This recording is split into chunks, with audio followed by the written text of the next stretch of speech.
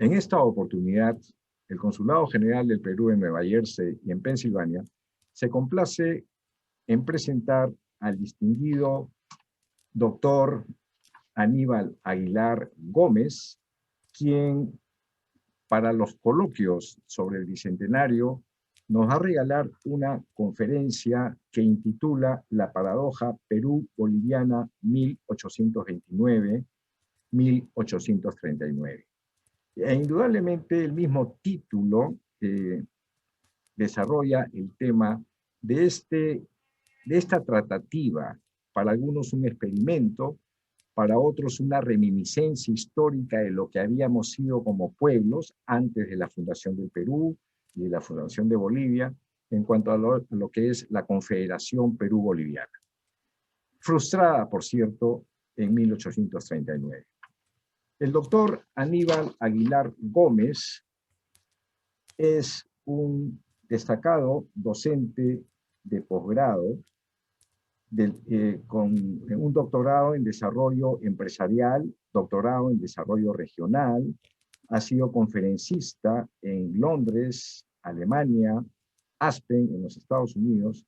Es un sociólogo experto internacional en planificación estratégica, con posgrados en planificación, con PhD en desarrollo sostenible, es coautor de la Guía Mundial de Planificación de la OECD en el ejercicio mundial de la ENSCAD-OCDE, consultor de Naciones Unidas, Banco Mundial, BID, CAF, asesoró a gobiernos y autoridades de la presidencia y ministros en México, Perú, Ecuador, Bolivia, es investigador y docente. El doctor Aníbal Aguilar, asimismo, en la actualidad es docente en la Maestría de Altos Estudios Nacionales en Bolivia. En la Universidad Católica de Bolivia lleva una maestría de Desarrollo Rural y es conferencista del Colegio de Economistas de Lima. Tiene muchísimas experiencias destacadas, siendo entre las más coordinador de la CAN con la Unión Europea en el programa de EDUCIMAC.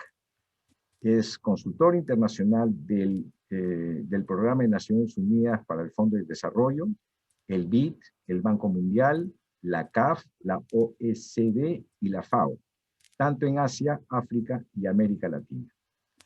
Tiene diversas y muy enriquecedoras publicaciones que están relacionadas con su desarrollo profesional, con su experiencia profesional y con su labor académica. El señor Aníbal Aguilar, repito, nos regala en esta oportunidad la conferencia sobre la paradoja Perú boliviana en 1829-1839. Mi querido doctor Aguilar, siempre un placer verlo y escucharlo. Tiene usted la palabra. Gracias, doctor Solari. Para mí es un enorme placer ser parte y me siento muy honrado de ser parte de estos conversatorios acerca del Bicentenario y sobre todo poder participar en esta interesante iniciativa que el Consulado General del Perú en Paterson, en New Jersey, está desarrollando. Sobre todo porque creo que el momento histórico que pasa Bolivia y Perú y toda Sudamérica, pues requiere una nueva visión y sacar lecciones de los procesos históricos. El objetivo de la conferencia básicamente está centrado en tratar de ver las complejidades y las paradojas de la configuración de espacios geoestratégicos sudamericanos y cómo vamos a ver que se repiten y se proyectan en la actualidad y qué lecciones nosotros deberíamos aprender. Lo que aspiramos es tratar de mostrar una visión retrospectiva del momento histórico de la Confederación Perú-Boliviana, pero particularmente el periodo 1829 al 39, en lo que fue este espacio estratégico de complejidades, de conflictos civiles internos, pero también externos, entre Bolivia, Perú y Chile, y las paradojas y situaciones por las que pasa desde el punto de vista no solo de la divergencia ideológica entre un Diego de Portales, un Bernardo Higgins, un Andrés de Santa Cruz, Orbegoso, Salaverry, y todos estos actores que van a configurar un escenario que va a redefinir la escena política sudamericana. La conferencia básicamente es parte de un texto que estamos trabajando y que pretende introducir una nueva visión en Perú y Bolivia de lo que significó este escenario, esta ventana de oportunidades como fue la Confederación Perú-Boliviana. Porque yo creo que habría que lanzar la pregunta, ¿qué hubiera sucedido si la Confederación Perú-Boliviana se consolidaba? ¿Cuál era el escenario actual de Bolivia y Perú unidos, juntos, complementados, desde el punto de vista de, por ejemplo, la presencia de recursos naturales estratégicos? Hoy vemos que Elon Musk y la exploración a Marte ya no es algo parte de las películas que veíamos en Odisea del Espacio, es parte de una realidad presente. Y vemos en el territorio peruano-boliviano enormes reservas de litio, enormes reservas de coltan y tierras raras, pero también minerales estratégicos y minerales no metálicos que están presentes en nuestros territorios. Y además de una riquísima biodiversidad que le da al espacio boliviano-peruano una configuración geopolítica estratégica de alcance mundial. En este momento, el norte de Bolivia, parte de la zona amazónica, se han descubierto enormes reservas de coltan, tantalio y columbita, que en el caso del Congo generaron situaciones. Lanzo esa primera reflexión. ¿Qué hubiera sucedido si el proyecto crucista, pero también que era proyecto de Bernardo Higgins o de Orbegoso y Gamarra en algún momento, pero que luego Gamarra va vacilando y salta de una posición a otra, porque sobre todo tenemos que ver que la harina, el trigo y el azúcar fueron factores determinantes para la conflagración y también los intereses de los pelucones estaqueros chilenos que eran conocidos como parte del movimiento conservador de Chile. Entonces, vamos a ver cómo se va desarrollando estas complejidades, pero yo quisiera, para quien nos está escuchando, sean académicos o el público en general, que nos hagamos esa pregunta: ¿qué hubiera pasado si la Confederación se consolidaba? Ese sueño de Santa Cruz. Recordemos, y quiero destacar el gran trabajo de Natalia Sobrevilla, porque es la primera vez que yo veo desde la escena académica peruana, de los historiadores peruanos, que en realidad se va a rendir un justo homenaje a aquel gran peruano boliviano como es el mariscal Andrés de Santa Cruz, mariscal de Cepita, además forjador de la independencia peruana, ecuatoriana y boliviana, pues que forma parte de la primera estructura de gobierno en el Perú, pero que innecesariamente luego las complejidades del caudillismo militar peruano y boliviano van a generar situaciones en las cuales el proyecto crucista se cae, ¿no? Fruto de la presencia no solo militar chilena, sino también de aquellas complejidades que desde Charcas o Sucre actualmente y desde lo que es la dinámica del norte peruano, las haciendas azucareras, en las cuales Gamarra tenía la mariscala, sobre todo la esposa de Agustín Gamarra, tenían un papel determinante en el control de lo que era el monopolio del azúcar que era vendido hacia Chile. Entonces, desde ese punto de vista, yo quisiera ver que cuando empezamos a analizar este periodo, tendríamos que ver que Chile durante la colonia, o lo que era la capitanía de Puerto, porque en realidad la audiencia de Charcas y el virreinato de Lima son dos ejes geopolíticos coloniales que tenemos que tener muy en cuenta para entender lo que luego fue el vacío de poder que hace que el Alto y el Bajo Perú se separen, porque la presencia de la minería de la plata durante la colonia había generado pues que Potosí, Cusco sean dos ejes convergentes muy importantes y La Paz una zona de tránsito comercial determinante donde el virreinato de Lima jugaba un papel geoestratégico y geopolítico importante. Entonces era el anegamiento de las minas en 1750 que va a generar una situación muy compleja de lo que llamaríamos una suerte de vacío de poder en el espacio altoandino, o Alto Peruano, para usar el término histórico. Pero también hay que introducir en la reflexión otro elemento que me parece bien interesante, que tal vez poco conocido en el Perú. La audiencia de Charcas se le había impuesto lo que se llamó la contribución de los obligados. O sea, la capitanía de puerto, porque lo que es actualmente Chile no llegó a tener las civilizaciones Inca o Coya, en el caso de lo que hoy es parte del territorio boliviano, y no había llegado a configurar un espacio civilizatorio. Las culturas que poblaban la costa chilena, los indios changos básicamente, bajitos, se alimentaban de focas y se vestían de pieles de focas, no habían llegado a configurar en ese espacio una suerte de civilización bien estructurada.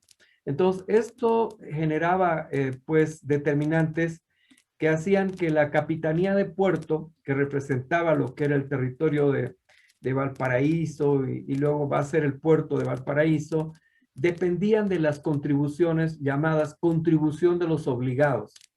Es decir, había una obligación de Charcas, de Perú y Bolivia, lo que podríamos decir lo que va a ser Perú y Bolivia en la colonia, de subsidiar prácticamente a Chile. Entonces, esta determinante es muy interesante para entender la futura paradoja o complejidad. Recordemos que, bueno, San Martín y toda la dinámica que se va a dar de la independencia de Chile, Perú, y luego O'Higgins, el papel tan interesante que va a cumplir Bernardo O'Higgins, pero que curiosamente en esa fraternidad forjada en las escenas de la lucha por la independencia, la oligarquía conservadora que va a emerger de los restos del momento postcolonial, ya dada la independencia de Chile, fortalecida la tendencia a la independencia de Perú, o sea, en Chile en 1810, en Perú hacia 1821 y Bolivia, que habiendo dado el primer grito libertario en 1809, recién va a lograr la independencia en 1825. Entonces, en ese escenario de complejidades, Chile se acostumbra, vamos a decir, hay como una suerte de reflejo condicionado relacionado con la contribución de los obligados, y hay otra determinante muy importante que va a estar relacionado con la exportación de minerales de La Plata y de otros minerales por puertos peruano-chilenos, en los cuales la competencia entre el puerto de Valparaíso y el puerto del Callao va a jugar otro papel determinante en el por qué Chile va a tratar de que no se consolide el proyecto crucista o el proyecto de la Confederación. Entonces, desde ese punto de vista, los vacíos del poder colonial, la crisis de la minería de La Plata, el anegamiento de las minas, van a hacer que pierda su peso geopolítico el Alto Perú, y desde ese punto de vista, Lima va a apostar más bien a la articulación con el Virreinato de La Plata, y entre Lima y la articulación con el movimiento del periodo republicano, ya de la consolidación de la independencia, la mirada se va a volcar más bien a esos espacios. Y sobre todo porque el comercio intenso que se va a desarrollar entre el norte peruano y Chile, Chile producía trigo y el Perú producía azúcar. Entonces, ese intercambio de azúcar y trigo va a generar una dinámica muy importante en la cual Chile siempre va a disputar hasta el día de hoy el tema de los puertos, la preeminencia de los puertos, ¿no? Arica, Iquique y también en su momento Valparaíso van a jugar una dinámica. Si vemos el tema de cuando se planteó el proyecto para que el ferrocarril de alta velocidad saliera y pasara por Bolivia y saliera hacia el puerto peruano, además de la dinámica del comercio, bueno, en los tiempos donde se inicia la disputa por los espacios geopolíticos y esta disputa comercial y por los puertos, definitivamente se va a dar un complejo problema sobre quién tenía la hegemonía.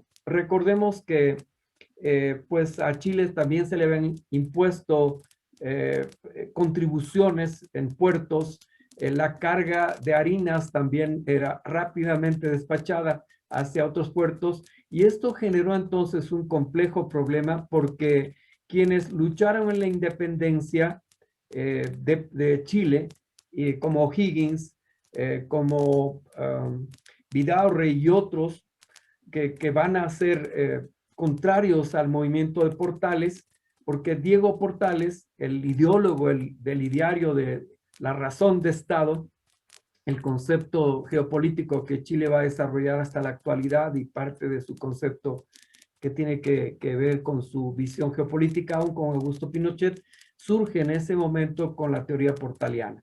Recordemos que Bernardo Higgins, después de un periodo de gobierno, es exiliado a Lima. Y lo paradójico y lo curioso es que Bernardo Higgins, el libertador de Chile, forjador de la independencia de Chile, era crucista. Era seguidor de Andrés de Santa Cruz. En las cartas que va a cursar Bernardo Higgins, los afanes por impedir que se concrete la guerra contra la Confederación Perú-Boliviana, definitivamente nos podría plantear una primera paradoja que quiero explicar. Y esa paradoja no va a tener un desenvolvimiento solo en la derrota de Yungay o el error de Santa Cruz en la victoria de Paucarpata, sino que va a trascender a la Guerra del Pacífico. O sea, uno de los grandes problemas que vamos a ver en esta primera paradoja es que los que son vencedores de la independencia, como Bernardo Higgins, el propio Santa Cruz, el propio Gamarra, Orbegoso, Vidaurre en Chile y toda la gente, o sea, los luchadores por la independencia que habían creado en las batallas de la lucha por la independencia una amistad, una fraternidad, porque es cierto lo que dice un autor, que nuestros pueblos no han aprendido el sentido de libertad en la academia únicamente de Charcas o en San Marcos, ¿no? En los campos de batalla es donde se ha ido forjando ese sentimiento que, a diferencia de la escuela que va a forjar la independencia norteamericana con Jefferson, con Adams y varios de los gestores de la independencia norteamericana, es en ese campo de batalla, en los Andes, en esa majestuosidad del cruce por los Andes, no solo de Bolívar, sino también San Martín hacia Chile y luego a Perú, pues en esa dinámica donde juega Bernardo Higgins, se forjó una amistad, una cooperación. Pero además había intrínsecamente un proyecto revolucionario, vamos a decir así, porque la hacienda colonial se va a mantener, el dominio de la esclavitud hacia los pueblos afros y también hacia lo que eran los pueblos indígenas en Chile, Perú y Bolivia, también se va a mantener.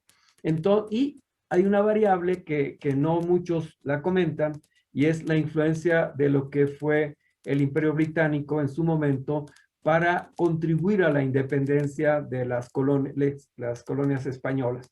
Entonces, pero eso era, incluso se habla de un supuesto plan Maitland, no sé si es verdad, es una teoría, es una leyenda urbana, pero evidentemente hay quien formula esta teoría, porque lo que Inglaterra pretendía era que, dada la crisis de la ruptura del momento colonial en los Estados Unidos, esa gran revolución norteamericana, que va a influir no solo la Revolución Francesa, no solo lo que fue pues el desarrollo empresarial o la Revolución Industrial inglesa, sino en realidad la Revolución Americana va a influir, no tanto ideológicamente como en el sentido de la independencia y la libertad. Entonces, desde ese punto de vista, la primera paradoja es que los vencedores de la independencia, como dice el diario del Tambor Vargas, un texto boliviano muy interesante que valdría la pena que lo conozcan en Perú, dice: otros serán los que disfruten el árbol de la libertad. Estaban sentados dos combatientes de las republiquetas de Moza Lanza, y de pronto resulta que se sientan bajo un árbol y dicen que cómo será la independencia, porque habían capturado unas cartas donde un tal general Bolívar dice que nos estaba independizando, y esto estaba ya luchando como 10 años, ¿no? Y entonces uno de ellos le dice, sentado en el árbol: otros eran los que disfruten el árbol de la libertad. Esa frase me ha quedado en el imaginario, y creo yo que O'Higgins, su destierro a Lima, el papel que O'Higgins va a jugar en la Confederación, en apoyo abierto a Santa Cruz, nos hace ver que esta paradoja de la ruptura de la unidad de los amigos fraternos, camaradas de batalla y de lucha, que se van a luego separar, porque recordemos, Gamarra y Santa Cruz habían estudiado juntos en el Cusco, ¿no? Eran amigos, podríamos decir, pero luego terminan como grandes enemigos en paradojas de la historia y en el absurdo de percepciones. Tal vez Gamarra en cuanto a que quería restituir el Alto y el Bajo Perú, y Santa Cruz que quería más bien, tal vez, y esto estoy tratando de encontrar el ideario político, el concepto. He encontrado algunos textos súper interesantes donde hablan de lo que fue, quién inspiró estos momentos por ejemplo, lo que fue el majestuoso complejo de la obra legal de Santa Cruz, los códigos Santa Cruz, que son aplicados inicialmente en Bolivia, pero luego van a ir a ser no trasplantados, pero intentados de ser utilizados dentro del contexto de lo que es la dinámica legal peruana. Entonces, he encontrado, por ejemplo, testimonios muy interesantes de un gran cusqueño, Jaime Palacios, un abogado que fue becado por Bolívar.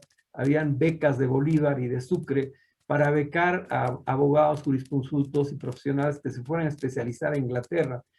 Este doctor Palacios, un cusqueño connotado, es el que retorna a Bolivia, retorna a Perú, y cuando se da la confederación va a ser uno de los puntales importantes, al punto de publicar un periódico que habla de la verdadera libertad. O sea, como que la libertad llegó, ¿no? Es un periódico que en alguna otra oportunidad lo vamos a compartir. Entonces, estos actores sociales que van a estar representados por esta corriente revolucionaria, que tal vez quería ir un poquito más allá, de repente romper la hacienda, y eso es lo que de alguna manera va a representar Gamarra en su oposición a Santa Cruz, porque había el pensamiento liberal, la influencia francesa, aún europea en general o norteamericana, que aunque todavía en el caso de los Estados Unidos duda si apoyar a España o apoyar a la lucha por la independencia, pero en esencia ideológica y filosóficamente el liberalismo presente en las teorías de Santa Cruz, de Andrés de Santa Cruz, del propio Bernardo Higgins, van a tener también la oposición de dos actores o tres vitales, pero dos fundamentales, que son Agustín Gamarra y Diego de Portales. Recordemos que Diego de Portales era un joven comerciante.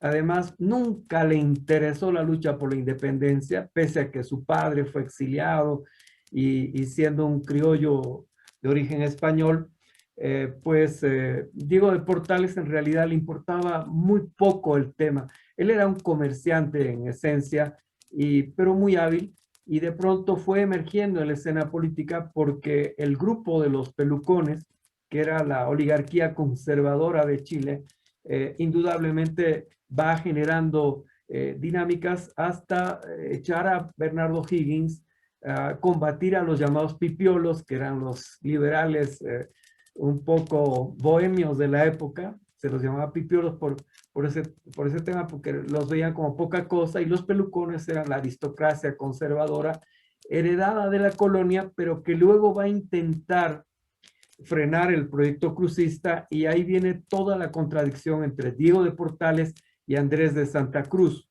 Recordemos que Diego de Portales va a llegar a expresar y a decir: tenemos que destruir la colosal obra de Andrés de Santa Cruz, ¿no? Y en sus cartas y expresiones, en realidad va a esconder el objetivo central, que era combatir al Perú, o sea, destruir el peso del Callao, ¿no?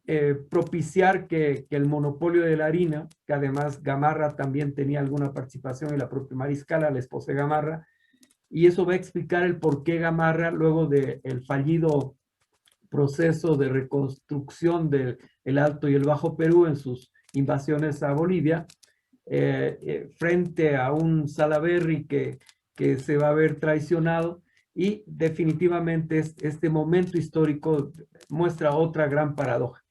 ¿Qué hubiera pasado si Gamarra y Santa Cruz y Salaverry y aún Diego de Portales hubieran encontrado un momento de iluminación de lo alto y se hubiera planteado más bien una especie de gran confederación sudamericana, a partir de las potencias, porque recordemos que con Andrés de Santa Cruz, después en 1829 a 1839, Bolivia pasa a ser una gran potencia sudamericana. Y Perú indudablemente era una potencia portuaria y una potencia económica. Hay unos datos que son interesantes de tomar en cuenta, que voy a relatarlos luego, y es que mientras en el periodo previo a la Confederación Perú-Boliviana y a la presencia de Andrés de Santa Cruz como gran protector de Perú y Bolivia, y la presencia de Bernardo Higgins durante su destierro en esta etapa histórica hasta la invasión, Bulnes y todas las tropas chilenas, pero que curiosamente también estaban básicamente integradas por gente que Agustín Gamarra había consolidado.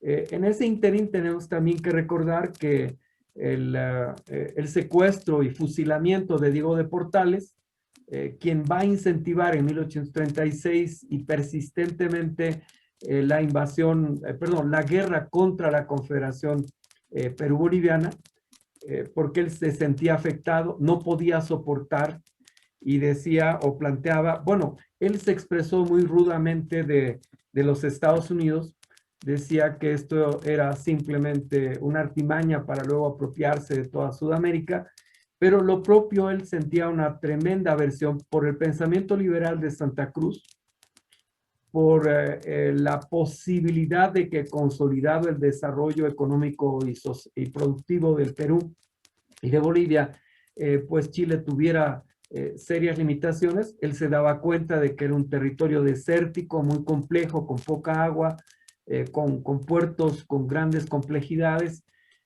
pues escaso oro, algunos minerales. Entonces, esta visión de Diego de Portales y su propia percepción realista de lo que significaba, sobre todo el interés que él va a tomar respecto a estos temas. Quiero rápidamente leerles cómo significó un incremento entre 1833 a 1837, el incremento de las rentas aduaneras y de las exportaciones. En 1830, perdón, básicamente Perú y Bolivia exportaban salitre, 11.200 quintales. Cuando se desarrolla la Confederación, se incrementa a 165.369 quintales de salitre que exportan Perú y Bolivia. O sea, hay un incremento exponencial de la exportación de salitre. En el caso del azúcar, Perú exportaba en 1834 120 quintales. Durante la Confederación se incrementa a 12.389 quintales y llega al punto culminante antes de la derrota de Santa Cruz en Yungay a 14.900 quintales. O sea, es impresionante el incremento del crecimiento productivo. Pero además, en este mismo periodo de la Confederación, el algodón pima, que es tan valorado en el mundo, el algodón peruano, empieza una producción de 18.769 quintales y se duplica en el próximo año, el 38, a 30.419. Pero además de ello, la lana asciende, la exportación de lana, de 26.000 quintales a 31.000 quintales.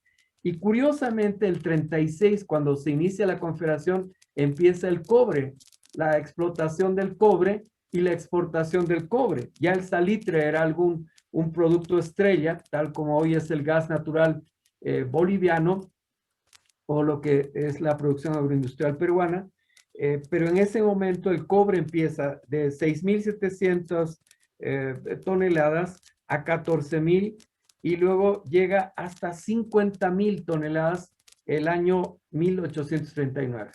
Entonces, aquí vemos que el Imperio Británico va a jugar también su papel de potenciar, porque no le convenía otro Estados Unidos en el corazón de Sudamérica. O sea, Perú y Bolivia eran de alguna manera ese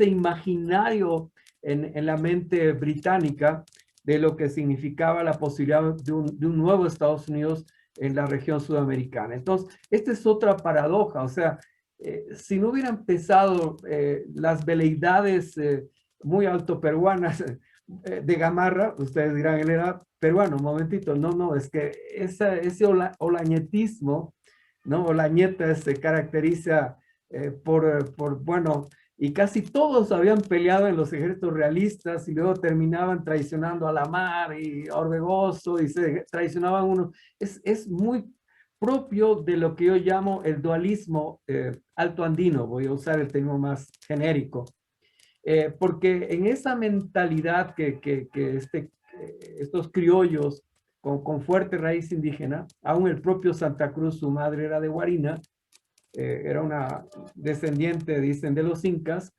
y en el caso de Gamarra también ese es su sentido muy cusqueño, en el sentido de plantear esa dualidad, ¿no? Ese sí, pero no, ese sentido que tal vez usted, doctor Solari, lo ha visto muy durante su trabajo en el Alto, ¿no? Alcides Arguedas, un gran historiador, decía, cuando se entrevistaba con un aymara, con un occidental o un quechua, siempre ponía dos sillas y le decían, pero doctor, vengo solo, no, momentito, quiero saber con quién estoy hablando. Entonces, esta es la paradoja que nosotros vamos a ver. Era muy compleja la situación, el caudillismo, emergían también las pasiones personales, pero dejo la otra segunda gran pregunta, y es, ¿qué hubiera pasado si Santa Cruz, Gamarra, Salaverry, y aún digo de Portales, se hubieran puesto de acuerdo, como fue la lucha por la independencia, un San Martín, un O'Higgins, aún con sus dificultades de la Gran Colombia que pretendía consolidar su presencia en el Perú y que genera las guerras civiles internas que luego van a hacer que el propio Santa Cruz, el propio Gamarra peleen juntos, pero luego van a estar tan enfrentados. Ahora, esto podría encontrar una explicación muy interesante en lo que yo llamo la otra paradoja previa a la colonia, que fueron los señoríos aymaras y quechuas también, porque pese a que el Cusco va a ser un centro, va a ser un centro, perdón, Cusco va a ser un centro civilizatorio inca, pero en el caso del mundo alto andino hay una fuerte influencia de lo que son los señoríos. Y ustedes van a ver, en el caso boliviano, no hay un centro o comando militar único, bien las tropas libertadoras desde Argentina, pero son repelidas por la población boliviana, porque definitivamente, o por la alto peruana, porque definitivamente las republiquetas va a ser la característica. Y hasta hoy, si ustedes ven lo que en la Confederación va a ser el Proyecto Norte, ¿no? La República del Norte, la República del Sur y luego Bolivia, esta complejidad de regiones, o sea, todavía la descentralización, las autonomías en el caso boliviano o el proceso descentralizador está reflejando estas complejidades y aún conflictos interregionales, ¿no? Entonces, Avelino Cáceres va a usar esto a favor de la patria peruana, ¿no? Y también boliviana, porque él nos ayuda a impedir que invadan aún La Paz y Puno, pero creo que es interesante ver que detrás de estos actores estaban otros intereses. Ya he mencionado que el incremento comercial, las exportaciones, o sea, hay una etapa de bonanza durante la Confederación. Eso confirma mi hipótesis de qué hubiera pasado si se mantenía.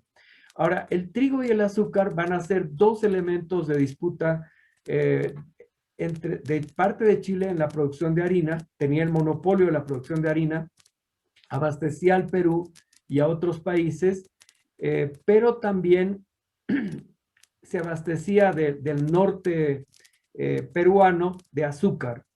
Entonces, en este comercio, en este trasiego de los puertos, Perú, que tenía la hegemonía, Perú tenía una fuerte presencia y Orbegoso de alguna manera va a representar eso,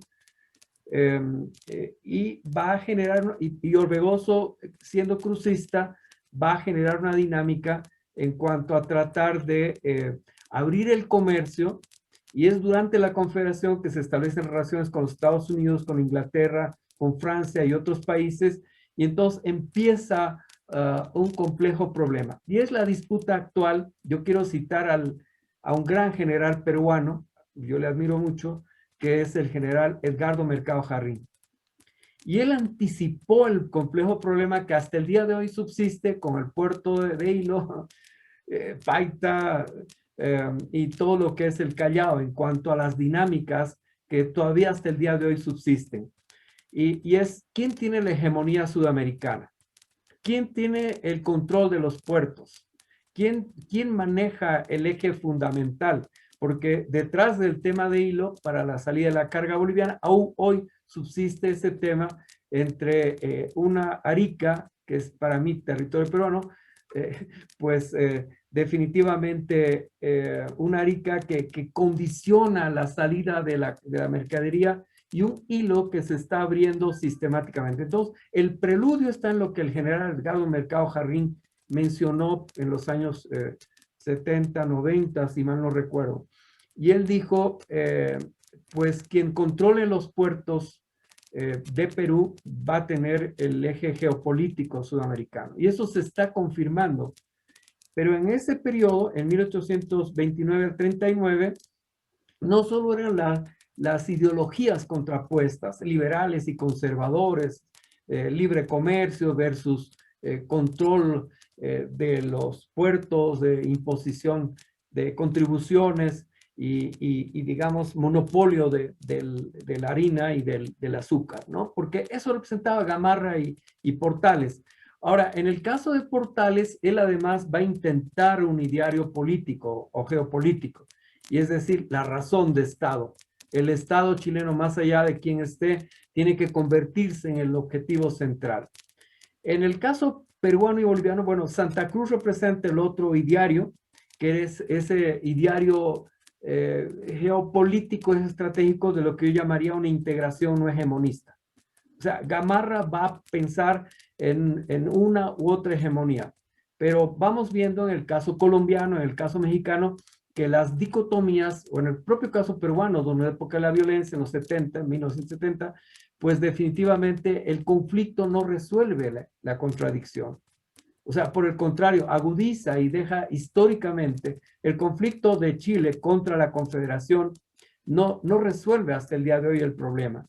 Y en ese contexto vamos viendo que esta batalla entre independentistas y restauradores del viejo orden, liberales y conservadores, va a generar también un nuevo escenario en el cual Portales va a ser el más eufórico impulsor de la guerra contra la Confederación, porque él no podía admitir que el crecimiento de la cantidad de cobre que empezaba a exportarse, a producirse, que iba a consolidar y hacer que los puertos del Callao, además, y Perú y Bolivia se consoliden desde el punto de vista geoestratégico.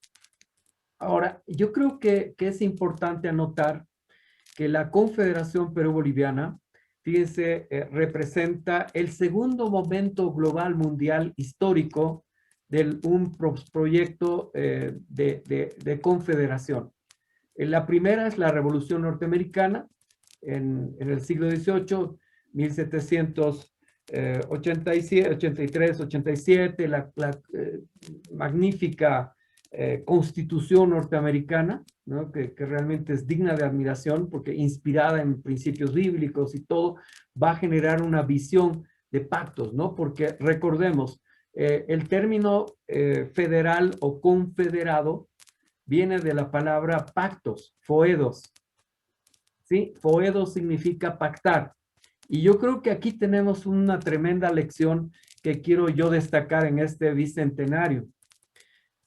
Porque si nosotros vemos separados, nos han ido fraccionando y aún hoy todo el globalismo mundial está tratando de pulverizarnos ya en estancos, en pequeñas colectividades para impedir que tengamos una visión más global o una presencia sudamericana en la escena global. O sea, tenemos coltan, tenemos litio, tenemos minerales estratégicos, rica biodiversidad, tenemos además una riqueza en la costa peruana y en los Andes boliviano-peruanos, pero lo que ya se empieza a ver que va a representar el interés británico en Chile a través de Diego de Portales y la oposición en la guerra contra la Confederación es impedir lo que significaba el florecimiento de una nueva confederación. Entonces, para mí la confederación es el segundo momento, porque recordemos, el modelo histórico de la monarquía británica, española, francesa, bueno, la Revolución Francesa va a tener un impacto en Sudamérica, el ideario libertador y republicano, pero definitivamente después de la federación o la estructura, digamos, de lo que son los Estados Unidos confederados, va a ser el segundo intento estratégico geopolítico de una gran confederación, porque representaba un territorio inmenso. Estamos hablando entre Bolivia y Perú para ese periodo, sacando y descontando los territorios que han sido cercenados por Brasil, por el propio Chile.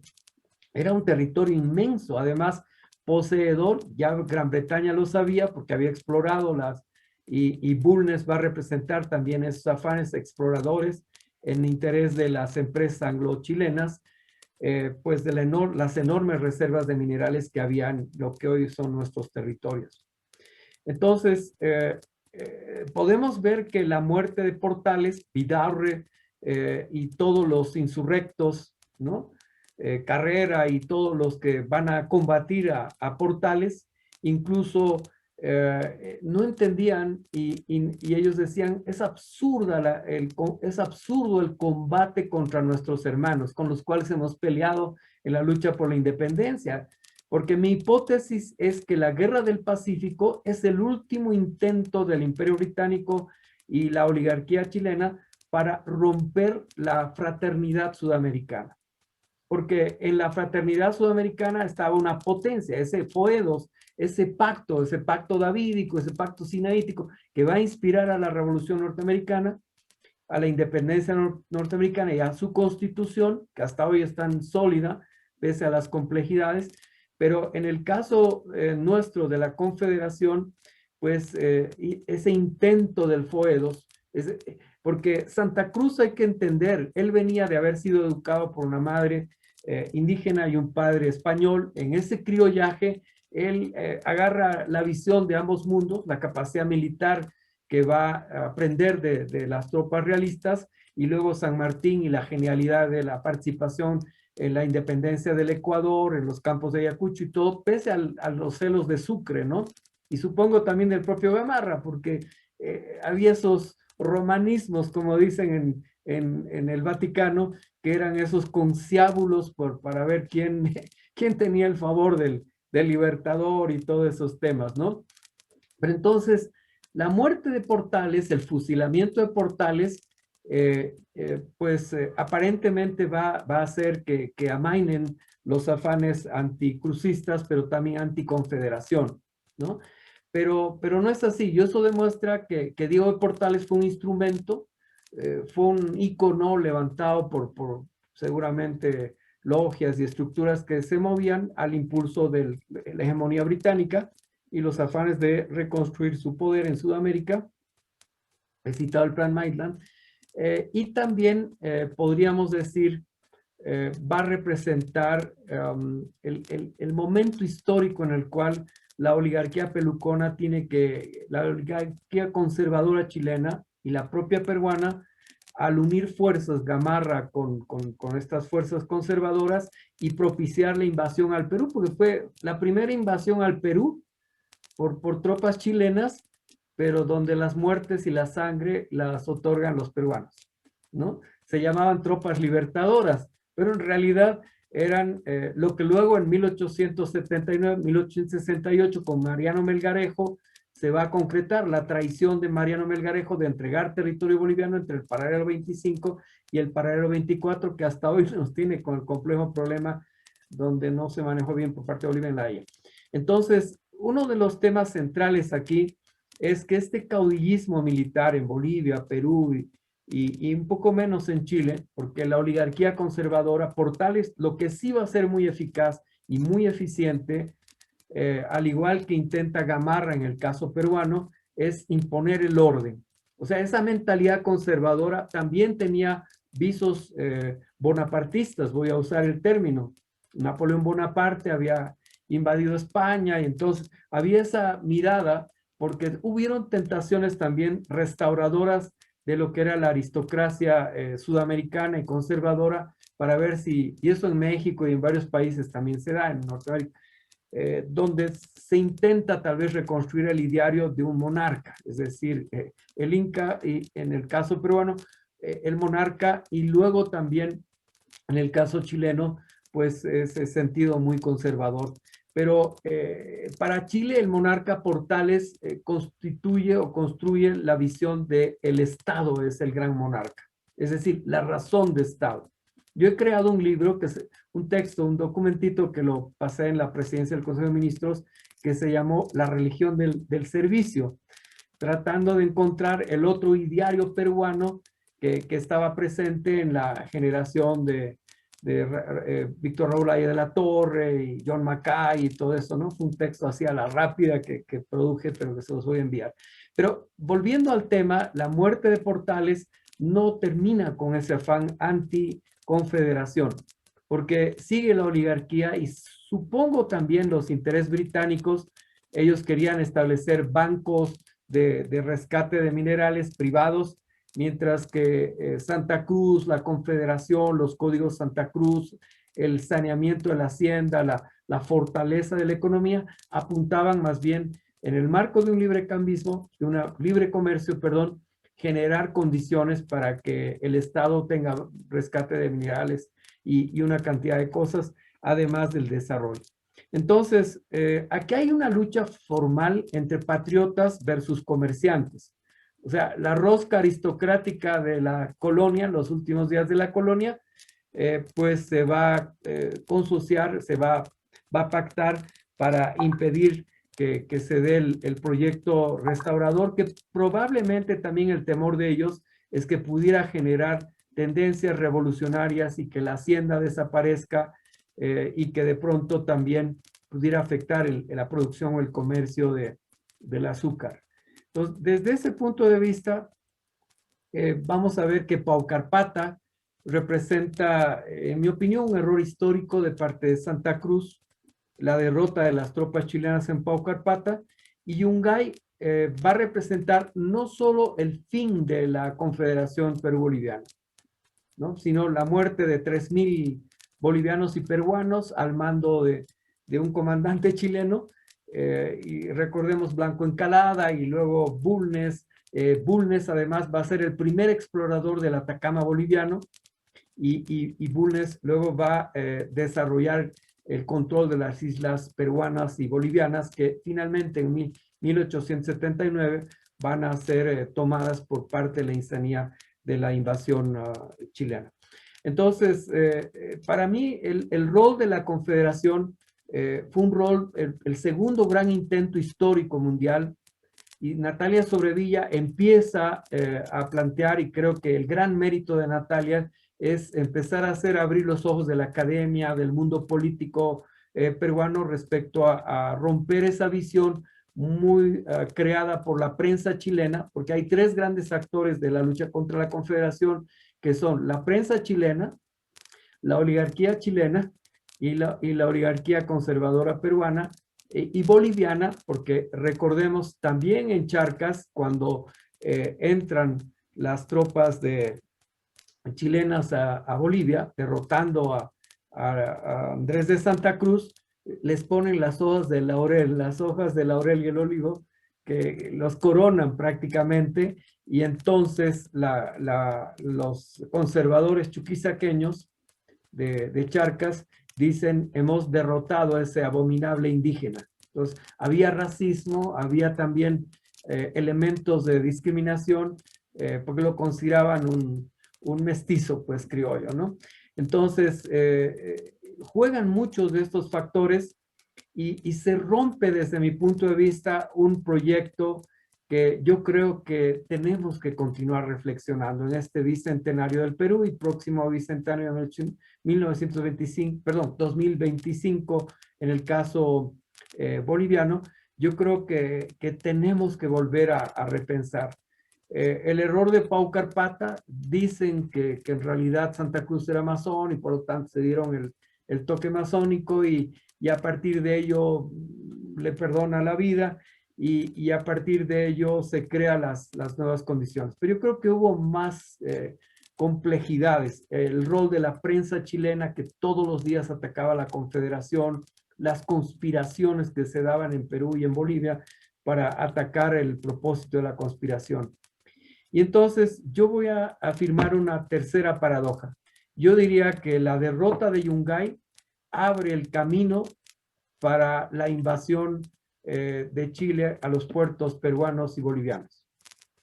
O sea, creo que es el preludio y la afirmación la hago partiendo de esta confirmación. El vencedor de Yungay es el primer explorador del Atacama boliviano, el que va a empezar a explorar para las empresas anglo-chilenas, la piratería en las islas guaneras peruano-bolivianas por parte de comerciantes chileno anglo-chilenos, y finalmente la larga preparación que Chile va a tener desde 1840 prácticamente, 1850, porque es el periodo en el cual también la minería republicana supera un siglo de crisis de la minería de la plata. O sea, en 1850, con Hilarión Daza en el caso boliviano, va a resurgir la minería de la plata y por lo tanto hay una hipótesis que se está manejando en el caso boliviano de la batalla de Canchas Blancas que Chile niega, y es que la invasión a Bolivia, a los puertos bolivianos y peruanos, no tenía solo el objetivo de entrar hacia tomar el puerto de Antofagasta y luego Arica, puerto boliviano peruanos, sino que ellos querían, o sea, el interés conservador, el interés de la geopolítica chilena, los intereses militares chilenos apuntaban a tomar Potosí, tomar Oruro y luego tratar de llegar hasta la Amazonía. Y eso se ha descubierto en los diarios de Ezequiel Apodaca, un comandante boliviano que resiste en la batalla de Canchas Blancas y que significa la derrota de tropas chilenas y la contención para impedir que Chile entre hasta Potosí. Entonces, para mí el colapso de Yungay es el preludio en realidad. La falta de visión de unos y otros en realidad nos llevó al desastre, a lo que significó luego en 1879 la pérdida de nuestras costas, parte de la costa peruana, pero nuestro acceso independiente o libre y soberano al mar, ¿no? Entonces, ¿qué lecciones podríamos aprender o qué deberíamos tomar citando ese aspecto de las consecuencias, ¿no? Porque vamos a tener también el caso boliviano, y aquí quiero hacer una pequeña aclaración histórica, porque corre en el imaginario de algunos pocos académicos peruanos y algunos políticos peruanos la idea de que Bolivia sumergió al Perú en la Guerra del Pacífico y luego se retira del combate en los campos del Alto de la Alianza. Y esto no es cierto. Lo que sucede es que así como Gamarra, así como Salaverry, así como Prado, que además va a agarrar todos los recursos que habían sido desarrollados por el patriotismo peruano y los va a canalizar en otro sentido. En el caso boliviano, Aniceto Arce, vicepresidente de Bolivia, va a hacer un golpe de Estado en pleno combate en los campos del Alto de la Alianza.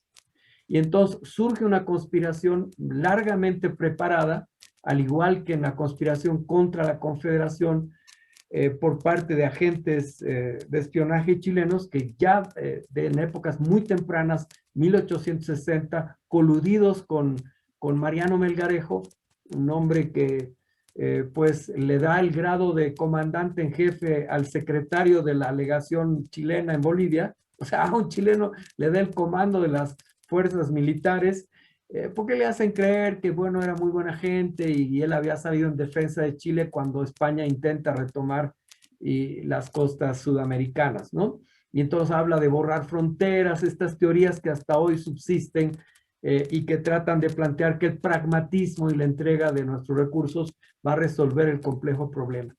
La Confederación y Yungay nos demuestra de que el pragmatismo no funciona. Y la Guerra del Pacífico nos va a demostrar que no funciona. Es decir, el simplemente ser obsecuentes o ceder a las pretensiones de una visión con portales de una visión con lo que va a ser esta derrota de la Confederación Perú-Boliviana, y sobre todo en el periodo de la Guerra del Pacífico, ¿no? Y cierro esta idea de la Guerra del Pacífico porque en realidad lo que hubo fue una conspiración británica, una conspiración de Chile y una conspiración de la propia oligarquía boliviana para romper esa unidad. Nuevamente, yo diría, la derrota de Yungay significa el cierre coyuntural de lo que fue la amistad forjada en la lucha por la independencia. Y la Guerra del Pacífico es la estocada final para esa fraternidad sudamericana, forjada entre O'Higgins, porque recordemos, durante la guerra contra la Confederación por parte de los conservadores chilenos y la prensa y algunos peruanos, fíjense, resulta que O'Higgins, siendo el libertador de Chile, apoyaba a Santa Cruz, apoyaba el proyecto crucista y se va a desarrollar algo magnífico, que ahí es esa fraternidad, ¿no? El propio Carrera, el propio Vidaurre, los fusiladores, los que fusilan a Portales, van a decir, no entendemos por qué nos tenemos que enfrentar con nuestros hermanos peruanos o bolivianos. No había lógica en eso, pero para los conservadores, para impedir que se den esas tendencias revolucionarias, que rompan su hegemonía, o la hegemonía de los puertos, o el control de la harina, y deterioraran la hegemonía de los puertos del Callao, pues definitivamente tienen que cambiar la escena. Antes de concluir e ir a las lecciones aprendidas, no sé si tengo un poquito de tiempo más, voy a tomarme la licencia de citar al doctor Palacios, un cusqueño connotadísimo, que inicialmente apoya a Gamarra, pero posteriormente se vuelve crucista y empieza a publicar en Cusco periódicos como El Libertario, La Verdadera Libertad,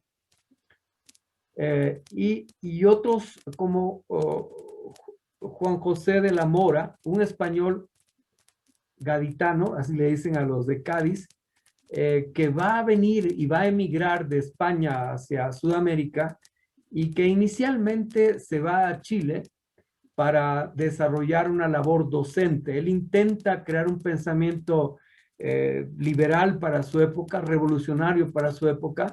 Él era abogado, pero sobre todo era profesor.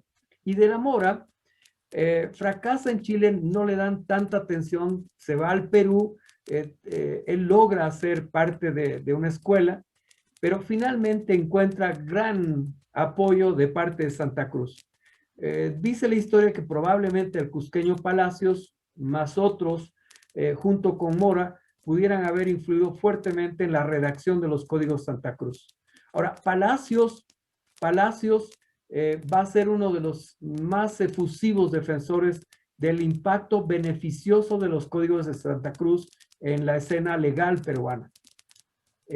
Lamentablemente, una vez que se da la derrota de Yungay y vence Gamarra y se da todo ese periodo, en Bolivia y en Perú se trata de borrar la memoria de Andrés de Santa Cruz. Y yo creo que ahí viene la otra gran paradoja, es decir, uno de los pocos, porque podríamos decir en Santa Cruz y aún otros actores que podríamos mencionar, de la Ribagüero y luego Lamar y todos el propio Orbegoso que trató de entender, pese a su timidez, trató de entender. Pero yo podría decir, teníamos Jeffersons en Sudamérica, pero el problema es que esas dicotomías, esos caudillismos, esas vanidades, ¿no?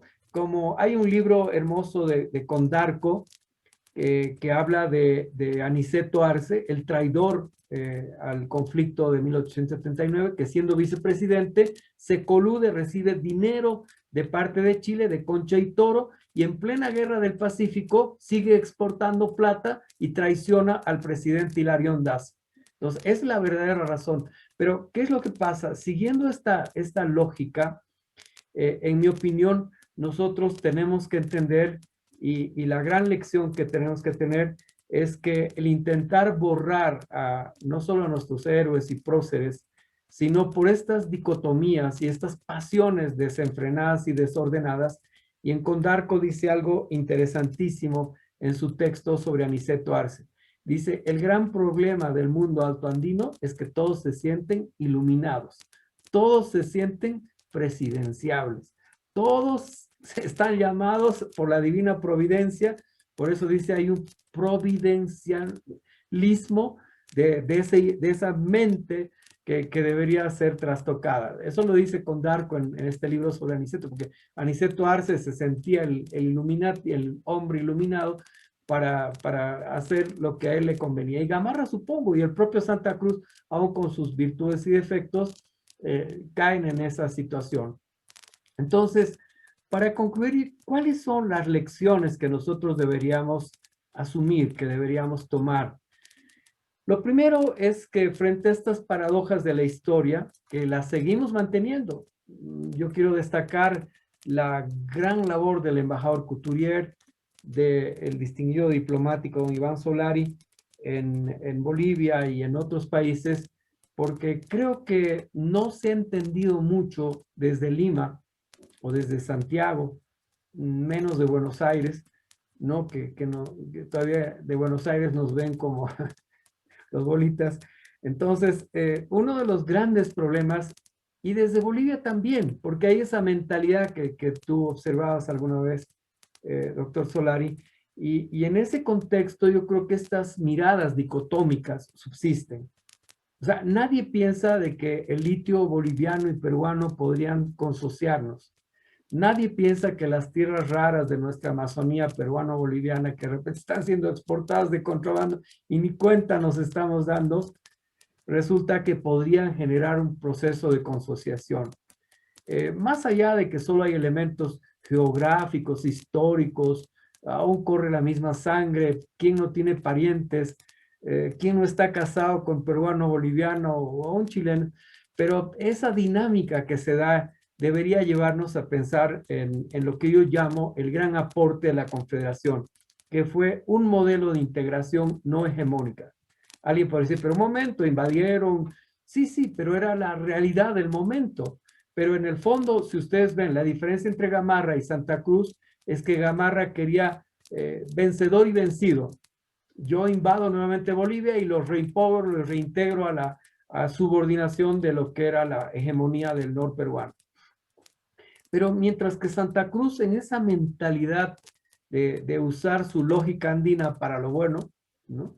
Que es decir, la unión de contrarios, el chachahuarmi que se usa en el mundo quechua, lo de arriba, el Hanan Hurin, ese concepto él lo va a utilizar desde el punto de vista militar y lo va a utilizar desde el punto de vista geopolítico. Entonces, este modelo va a ser roto por la dinámica portaliana, porque en el otro caso el conservador Portales y lo que va a heredar después hasta hasta la actualidad, no voy a citar nombres actuales, estamos hablando de historia, pues básicamente es esa mentalidad. ¿Quién tiene la hegemonía? O sea, ¿quién tiene el poder? ¿Quién tiene el control? O el Callao o Valparaíso, o los trigueros o los azucareros, o ese concepto de las dicotomías sudamericanas nos van a llevar a que la paradoja actual de que los recursos naturales no favorecen a los que poseen. Hasta hoy, nuestros pueblos no disfrutan del bienestar y son los asiáticos, los, no sé, iraníes de otras regiones los que están disfrutando, en el caso por lo menos boliviano, no quiero mencionar peruano, pero que están disfrutando del mayor bienestar. Hoy Chile ya no es Chile, la costa boliviana, peruana, cautiva, está totalmente privatizada, ¿no? Es una dinámica más bien global la que está presente y en ese sentido, siendo naciones tremendamente ricas, no estamos disfrutando ni industrializando ni dándole valor agregado y eso genera el efecto que los economistas llaman el Dutch disease, el efecto de la enfermedad holandesa. Exportamos productos sin valor agregado, Perú más que Bolivia. Bolivia ha empezado relativamente con el litio, pero ahora se ha quedado con el tema de un acuerdo con una empresa europea. Entonces, en esa dinámica sigue inconcluso el tema de los puertos y el comercio, ¿no? O Iquique o Callao, ¿no? O Matarani o Paita. Entonces, también viene la paradoja de quién controla la dinámica de los puertos. Y la mercadería o el comercio boliviano también tiene y es víctima de alguna manera de esa paradoja. y los procesos de exportación son con escaso valor agregado. Entonces, esto está generando que los volúmenes, la energía, el valor contenido en cada producto exportado y saliendo de nuestros territorios nos está dejando minas vacías, aguas contaminadas, lagos destruidos, ¿no? Ururu en el caso boliviano, el lago Popó y la afectación del lago Titicaca, un espacio complementario entre Perú y Bolivia.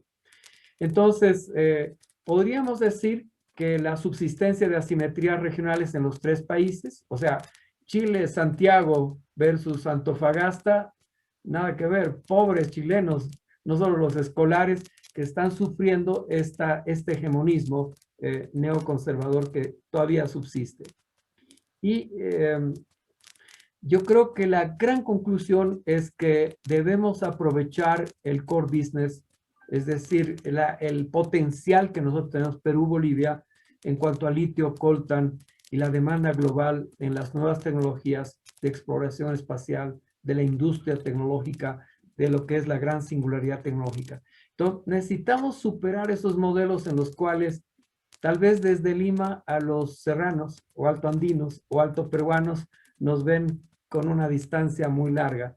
O tal vez esa visión que desde el mundo cruceño amazónico boliviano se ve al propio mundo altoandino o se ve tal vez mayor identidad con el conservadurismo actual de Chile. Entonces, creo que esas dicotomías ya son decimónicas, ya son obsoletas del siglo XIX, que responden a otras lógicas.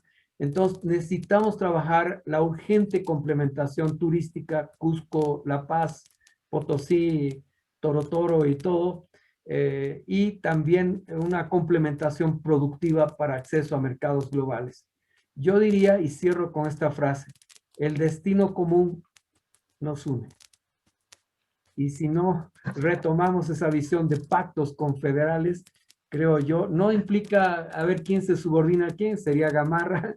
Creo que la visión de Santa Cruz tiene que ser más estudiada en Bolivia, porque paradójicamente en Bolivia ha sido totalmente abandonada. Y aquí vemos estas peleas entre Santa Cruz y La Paz, entre quién tiene el control, o si nos dividimos o nos balcanizan, pues eso está. Entonces, hay un destino común y la paradoja de Perú y Bolivia de 1829 al 39 no ha concluido. Gracias. No sé si hay alguna precisión que tal vez quisieran ustedes que haga. Le agradezco muchísimo la exposición amplísima, analítica, llena del detalle histórico, mi querido doctor Aguilar. En realidad me ha hecho recordar un esfuerzo sobre rescatar a Santa Cruz y la importancia que se hizo, inclusive con involucramiento de la familia Siles, Salinas, familiares, descendientes, el expresidente de Bolivia, Andrés de Santa Cruz, en el año 1992, cuando yo me estaba en misión en Bolivia. Era mi primera misión, mejor dicho, era la primera vez que estaba en Bolivia, porque he estado 2 veces acreditado en Bolivia. Y entonces es verdad, hubo algún rescate de ese pensamiento, digamos, de la Confederación, de esos ideales que en su momento jugaron un papel muy importante en las historias de lo que ya era Perú y Bolivia. En lo que se refiere, digamos, a lo que es nuestro bicentenario de la independencia, y muy pronto, en el 25, el bicentenario de la independencia de Bolivia, hay hechos que nos unen, porque hemos sido siempre un mismo pueblo, hemos sido siempre una misma unidad, por decirlo así, geopolítica, y en cierta manera lo seguimos siendo. Y resulta pues que la historia de ambos países, para rescatar sus palabras finales, nos llevan a un futuro siempre unido. Es por lo menos, rescato su visión y también es mi pensamiento. Tenemos un destino, digamos, una proyección histórica que debe estar siempre hermanada y unida. Los inicios de nuestra república, los inicios nuestras entidades políticas como países independientes indudablemente han sido muy traumáticos y se derivan de una serie de encuentros de intereses particulares, de propios y de extraños. Usted dice bien que la independencia, las corrientes independentistas en América del Sur, de alguna manera son propiciadas por por potencias extranjeras. Y claro está, con una España debilitada, luego de las Cortes de Cádiz, con una España, digamos, que no podía controlar bien ya sus colonias, qué mejor para otras potencias dominantes como Inglaterra, que se peleaba con España la hegemonía marítima, etcétera, para controlar el comercio mundial desde aquella época, bueno, propiciasen ciertas corrientes de independencia y luego interviniesen siempre, digamos, escalonadamente, pero siempre en digamos, cualquier intento de unificación de nuestros países o cualquier entendimiento que pudiese haber. Y como usted bien señala, a nadie se le escapa el hecho de realmente analizar con bastante certeza que los conflictos que se derivaron hace en 1879 entre ambos países, Perú, Bolivia y Chile, indudablemente obedece a estos mismos intereses de potencias extracontinentales, por decirlo así. Y lo hemos visto después en otras situaciones que nuestro continente ha tenido en años no muy lejanos, ¿no es verdad?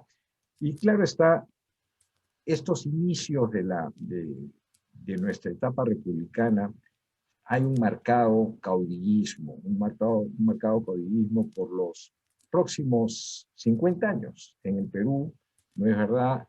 Se suceden gobiernos militares, golpes, intereses encontrados, etcétera, que hacen un desarrollo un poco conflictuado dentro de nuestra formación como Estado. Y, lógicamente, estos conflictos debilitan a la República como tal.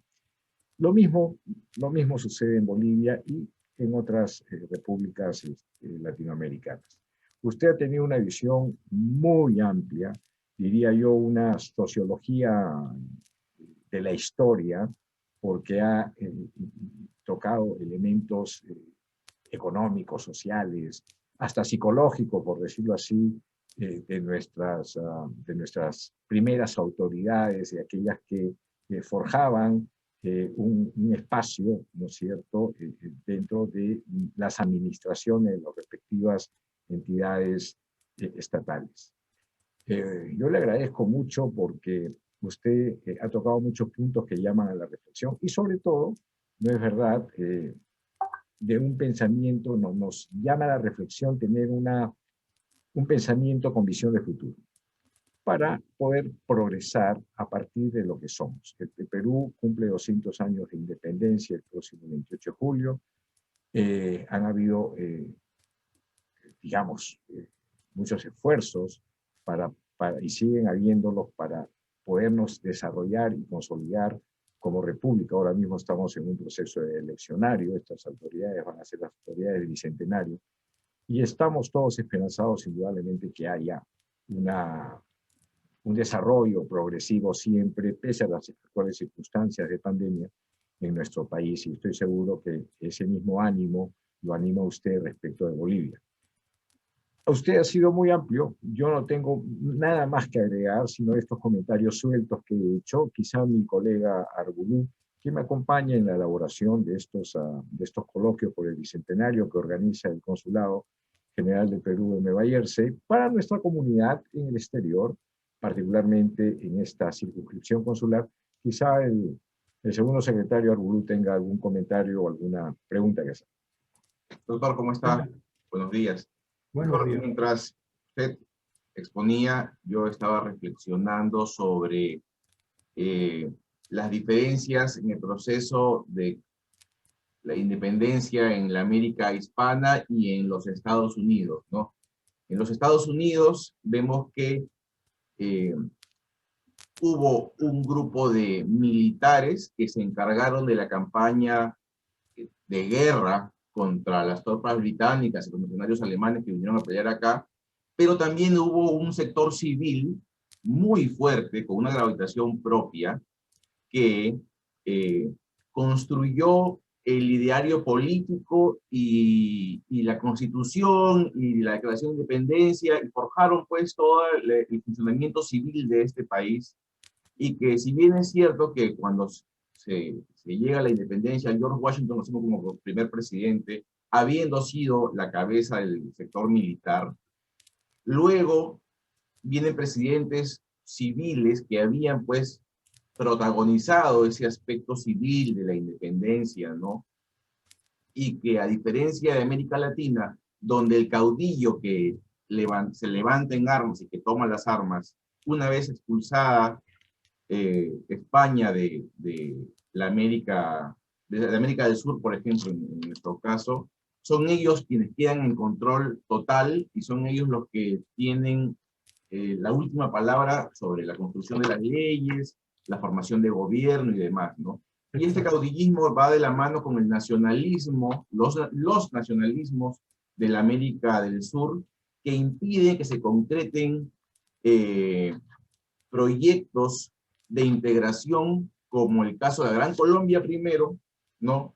José Antonio Páez y el general Santander en Venezuela, Páez, Santander en Colombia, y en el caso de la oposición que hubo contra la consolidación de la cooperación peruano-boliviana en nuestro caso, ¿no? Entonces, la diferencia de otorgarle al sector civil el papel que debería corresponderle desde un principio, cuando se crea una república independiente, a dejarlo todo en manos pues, de caudillos que tienen tal vez una visión menos integral de cómo debe ser la consolidación y la fundación de un nuevo Estado.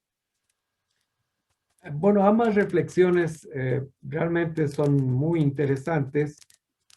Yo quisiera partir de lo que plantea el colega y creo que es muy importante ver, para luego cerrar la idea con lo que Iván reflexionaba, el doctor Solari reflexionaba.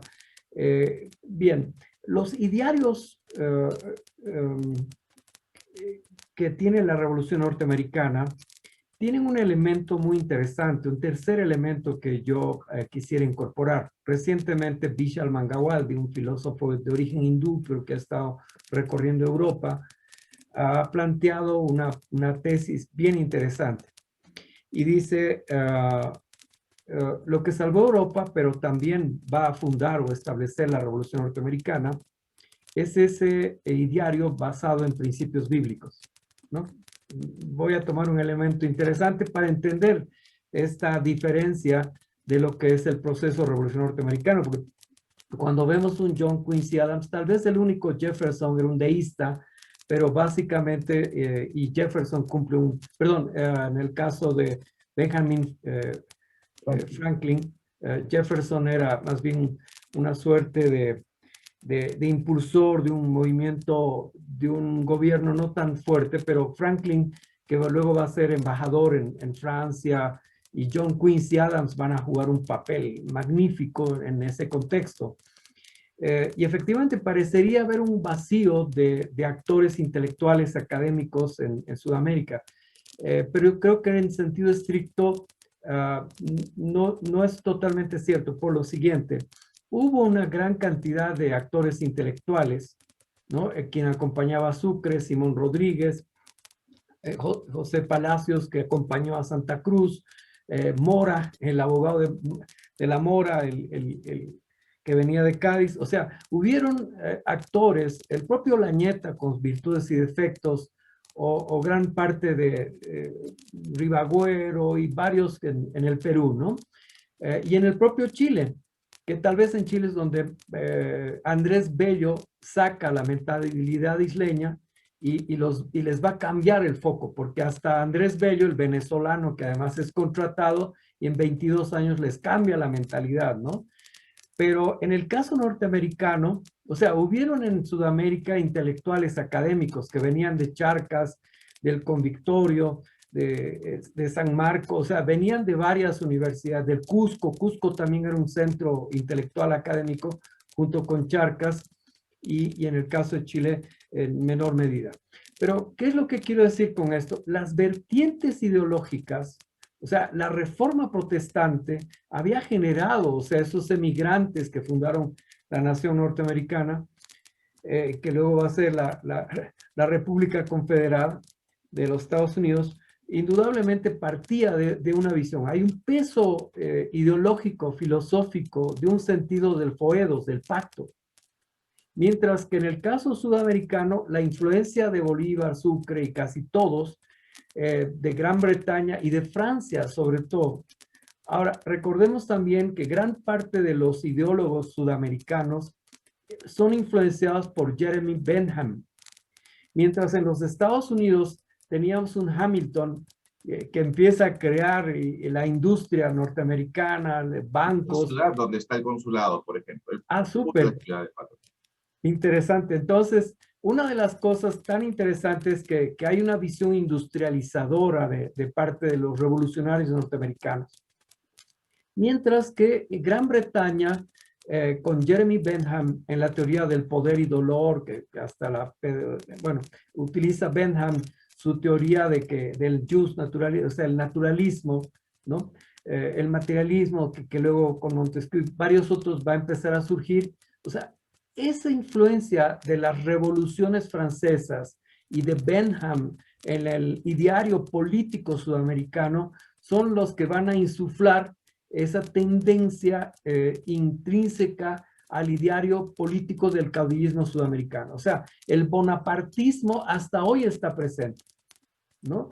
Podemos verlo en caudillos aún de origen indígena en la actualidad, ¿no? Que sienten una mentalidad mesiánica, providencialista, pero en el caso, miren, la composición de los firmantes de la Constitución norteamericana son episcopales, anglicanos. El único deísta era Franklin, ¿no? Porque era científico y tenía sus propias percepciones, un hombre muy interesante, pero también complejo. Entonces, esas diferencias de mentalidades para mí, es decir, la Biblia no va a entrar en Sudamérica, y usted dirá, pero es un tema religioso. No, la reforma fue un hecho político, económico, educativo y social que va a trastocar la Europa medieval, ¿no? 1000 años de medioevo, va a trastocar y va a ser una gran revolución, no más que sin disparos. O hubo unos cuantos disparos entre Suiza y Italia, ¿no? Pero en la práctica, el fin de las guerras campesinas va a concluir con grandes pactos, ¿no? El pacto de Suiza es una gran confederación por eso. Y en el caso de, yo quisiera citar a un gran teórico de la teoría del Estado, que tal vez alguna otra oportunidad podamos platicar, que es Johannes Althusius.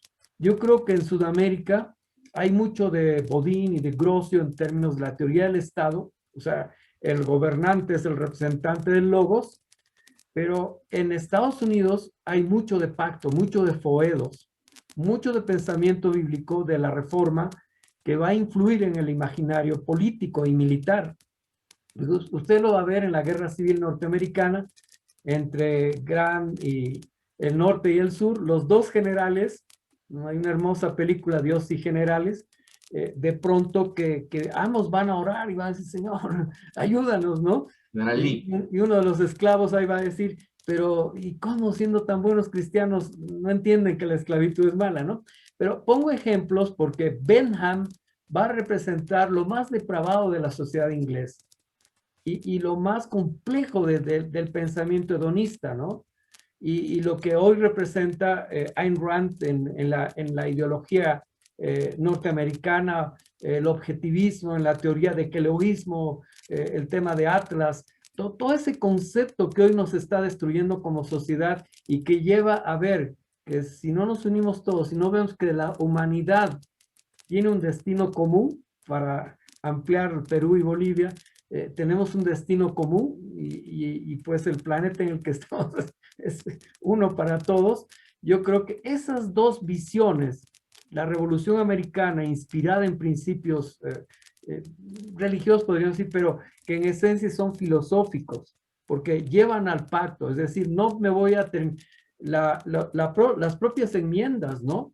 ¿Cómo resuelven los 3/5 y el tema de cómo se va resolviendo la complejidad? En Sudamérica no, todo lo arreglábamos a tiros. ¿Por qué? Porque era la banalidad del yo supremo, del gran protector, del gran articulador, del gran caudillo. Hasta el día de hoy estamos metidos en eso.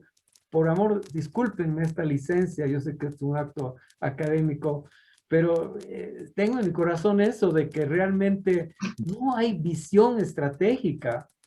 Y como la propia Biblia dice, mi pueblo perece por falta de visión, por falta de conocimiento. Y en Sudamérica estamos pasando eso. Tenemos gran cantidad de recursos naturales estratégicos, pero otros son los que disfrutan el árbol de la libertad. Muchas gracias, mi Que, querido doctor Aníbal, a usted con la clase lectiva que nos ha dado tan, repito, tan rica en conocimientos, en detalles, en hechos, en fundamentos. La verdad que estoy seguro que nuestras comunidades en el exterior, particularmente la de Nueva Jersey y en Pensilvania, se van a sentir muy regaladas con toda esta, con todo este conocimiento, toda esa visión histórica que usted nos ha brindado hoy día en esta oportunidad, haciéndonos recordar el bicentenario de nuestra independencia y las capacidades que tenemos como nación. Muchísimas gracias nuevamente, doctor. gracias, doctor Solari.